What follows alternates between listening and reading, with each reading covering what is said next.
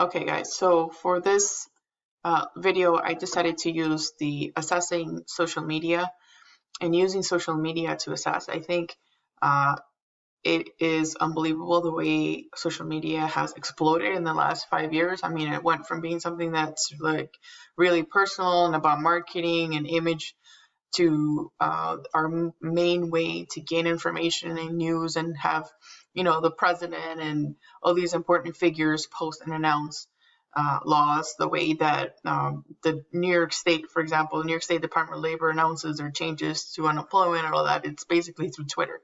So I think that's definitely, it's not going away.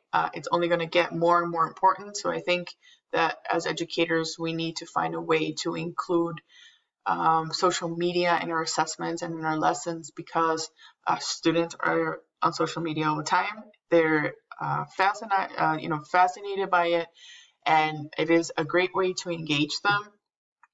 And if they're so engaged by this, just the way that gamification works, I think social media, we need to find a way to engage them in our own social media, the way they are engaged in their own, personal stuff and all that. Okay, so the way I think, I think the number one social media tool to assess would be YouTube videos.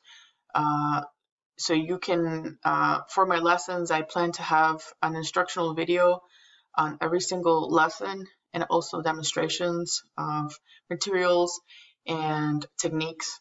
Okay, so I expect the students to not only come up with their work, but also do a tutorial video like this one right here, just explaining briefly their technique and the brush work and the line work and the topic and the theme of their artwork here. So it could be just like this. And then in Instagram, you have the ability to do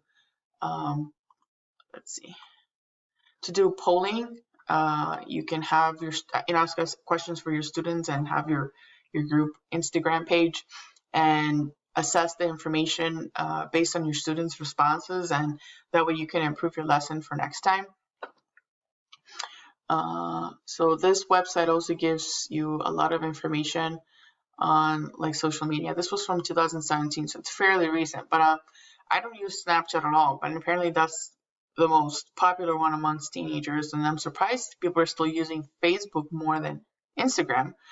Facebook to me is a lot of personal ranting. I don't find a lot of useful way to communicate on Facebook. I love Instagram. Instagram is more about the content and about grouping your interests in these hashtags.